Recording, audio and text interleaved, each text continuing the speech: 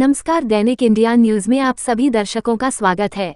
लहेरियासराय में मुख्यमंत्री ग्रामीण सोलर लाइट लोहिया स्वच्छ बिहार अभियान द्वितीय चरण को लेकर एक दिवसीय प्रशिक्षण सह उन्मुखीकरण कार्यशाला का आयोजन किया गया। कार्यक्रम में उपस्थित जिलाधिकारी दरभंगा राजीव रोशन ने कार्यक्रम में शामिल दरभंगा जिले के सभी प्रमुख एवं मुखिया जी को संबोधित करते हुए कहा कि आज इस कार्यशाला में ग्रामीण विकास के इंजनरूपी जनप्रतिनिधि उपस्थित हैं।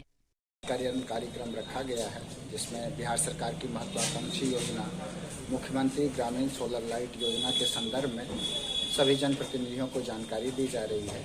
उसके प्रत्येक पहलू को बताया जा रहा है। साथ ही जो हम लोगों का स्वच्छ गांव समृद्ध गांव का सात निश्चय का है उसके बारे में भी हम लोग उन्मुखीकरण का कार्यक्रम रखे हैं।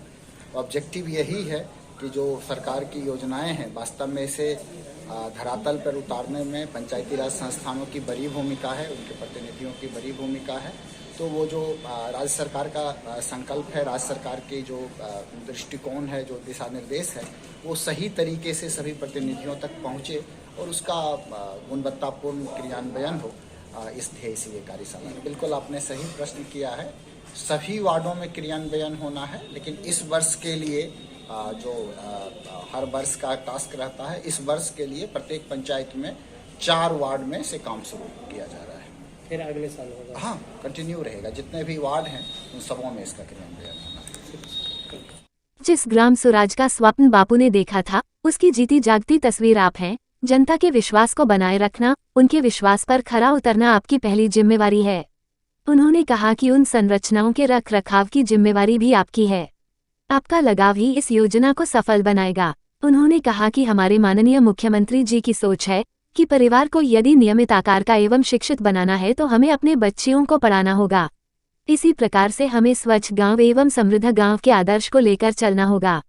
प्रकृति में प्रदूषण बढ़ता जा रहा है। ग्लोबल वार्मिंग की दौर से पूरी दुनिया गुजर रही है, जिसके कारण अनायास मौसम में परिवर्तन, प्राकृतिक आपदा का आगमन हो रहा है।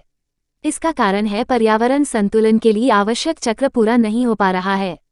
पर्यावरण संतुलन को बनाए रखने के लिए हमें स्वच्छता को अपनाना होगा। अगर हम अपशिष्ट पदार्थ का निष्पादन वैज्ञानिक तरीके से नहीं करेंगे तो इस पर नियंत्रण नहीं पाया जा सकेगा।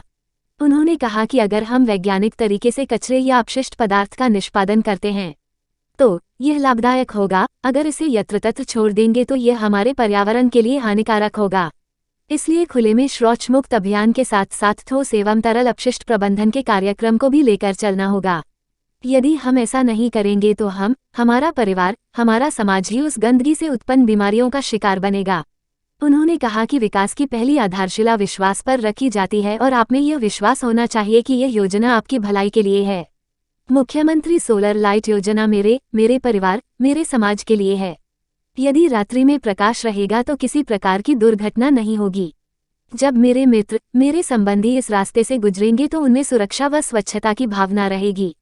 इसलिए आपको सबसे पहले यह समझना होगा कि यह योजना आपके लिए है, तभी आप वहां की जनता को समझा पाएंगे कि यह योजना उनके लिए है। ठोस एवं तरल अपशिष्ट प्रबंधन के अंतर्गत जिले के 50 पंचायतों का चयन प्रथम चरण में किया गया है, लेकिन अभी भी वहां के सभी घरों से कचरा नहीं उठ रहा है। साथ ही ठोस एवं तरल कचरा अलग अलग डस्टबिन में नहीं रखा जा रहा है, इसलिए सबसे पहले लोगों को जागरूक करना जरूरी है। उन्होंने कहा कि अगले चरण के लिए पुणे 104 पंचायतों का चयन किया जा चुका है। इस कार्यक्रम की सफलता के लिए जनप्रतिनिधियों को आगे आना होगा। कार्यक्रम का संचालन उपनिदेशक जनसंपर्क नागेंद्र कुमार गुप्ता द्वारा किया गया। उन्मुखीकरण कार्यक्रम में बताया गया कि मुख्यमंत्री ग्रामीण सोलर स्ट्रीट लाइन योजना को 7 निश्चय पार्ट 2 अंतर्गत स्वच्छ गांव समृद्ध गांव के तहत सभी पंचायतों में चरणबद्ध तरीके से लागू किया जाना है।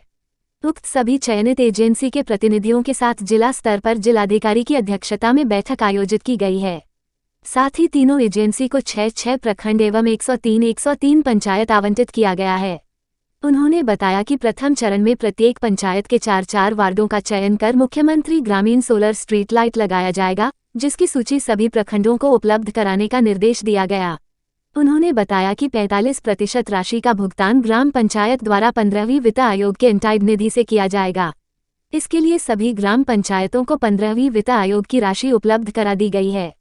मुख्यमंत्री ग्रामीण सोलर स्ट्रीट लाइट का रिमोट मॉनिटरिंग सिस्टम द्वारा जिला स्तर के पदाधिकारी, तकनीकी पदाधिकारी एवं राज्य स्तर के पदाधिकारी अनुश्रवण कर पाएंगे। इसके उपरांत नल जल योजना के संधारण के संबंध में विस्तृत से जानकारी दी गई तथा लोहिया स्वच्छ बिहार अभियान के संबंध में बताया गया। इस अवसर पर कार्यक्रम में जिला पंचायत राज पदाधिकारी आलोक राज, सभी प्रमुख, मुखिया जी, पंचायत सचिव एवं संबंधित पदाधिकारी गण उपस्थित थे। देखते रहे दैनिक इंडिया न्यूज़।